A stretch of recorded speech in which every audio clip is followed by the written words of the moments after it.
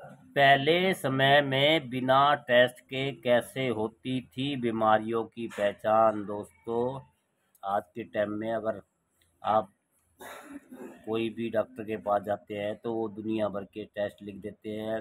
फिर टेस्ट के बाद फिर रिपोर्ट आती है, फिर रिपोर्ट आने के बाद फिर वो इलाज चालू करते हैं। पहले क्या था कि पहले नाड़ी वैद्य लोग नाड़ी पकड़ के देख लिया करते थे भाई। अब लेकिन ये है कि वो एक्सपर्ट लोग नहीं रहे हैं, अब मशीनी युग हो गया है, तो डॉक्टर भी स्पेशलिस्ट हो गए हैं कि हर चीज़ का अलग है। कान का अलग है, नाक का अलग है, गले का अलग है, और भैया लीवर का अलग है, और जितने भी शरीर की बीमारी है सबके डॉक्टर अलग अलग स्पेशलिस्ट हो गए हैं। स्किन का अलग है।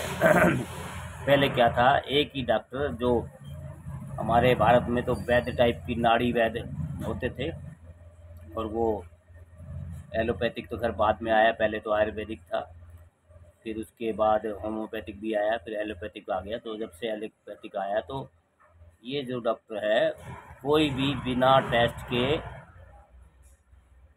इलाज नहीं कर पाते हैं। तो उसी विषय में थोड़ी जानकारी है दोस्तों। पहले समय में बिना टेस्ट के कैसे होती थी बीमारियों की पहचान। कोई भी बीमार होता है तो सबसे पहले बीमारी का पता लगाने के लिए अस्पताल पहुंचता है, वहां टेस्ट करवाता है और फिर इलाज चालू होता है। एक समय में ही डॉक्टर इतने सारे टेस्ट लिख लिख देते हैं कि जेब भी खाली हो जाती है।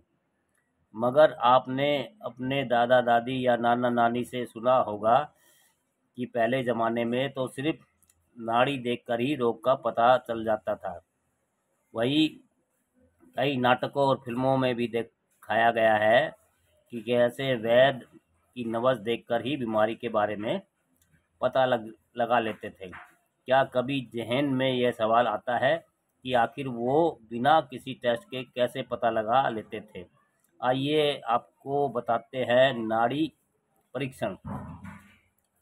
नाड़ी परीक्षण आज के समय में एलोपैथिक चिकित्सा या होम्योपैथिक चिकित्सा सबकी जननी आयुर्वेदिक पद्धति ही है।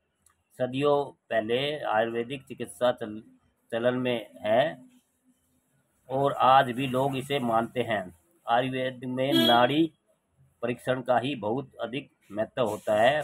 आज भी कई वैद्य और जानकार इस पद्धति को फॉलो करते हैं। वो हाथ की नब्ज देखकर ही पता लगा लेते हैं कि इंसान के शरीर में कौन सी बीमारी पनप रही है और इसका इलाज क्या है।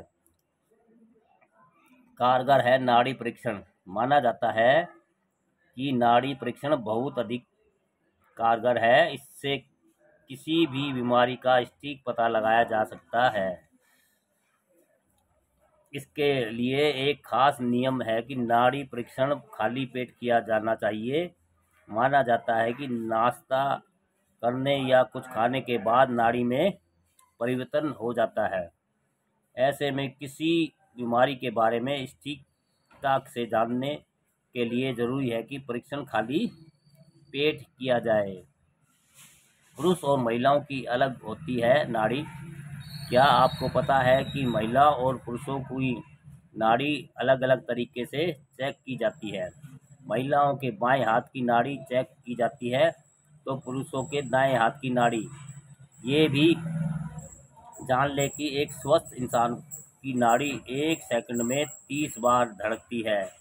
वहीं जिनकी नाड़ी रुक रुक कर धड़कती है तो समझ ले कि वो हेल्दी नहीं है। इसके अलावा जिनको नाड़ी की गति बहुत धीमी गति से चलती है या तेज गति से चलती है तो माना जाता है कि उनकी बीमारी लाइलाज है। दोस्तों, पहले समय में बिना टेस्ट के कैसे होती थी बीमारियों की पहचान। अच्छी जानकारी है दोस्तों।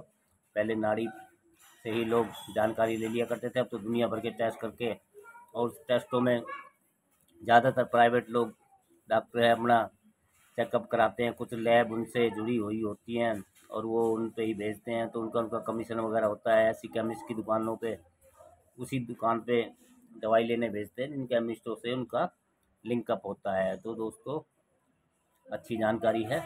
अपने यार दोस्तों में, भाई बंधुओं में शेयर कीजिए। और भैया आयुर्वेदिक को अपनाए। और एलोपैथिक तो ये है कि भाई कोई कट गया फट गया वो, लेकिन कोई छोटी मोटी बीमारी हो तो उसका इलाज आयुर्वेदिक में अच्छा है। कहने का तात्पर्य ये है दोस्तों। आई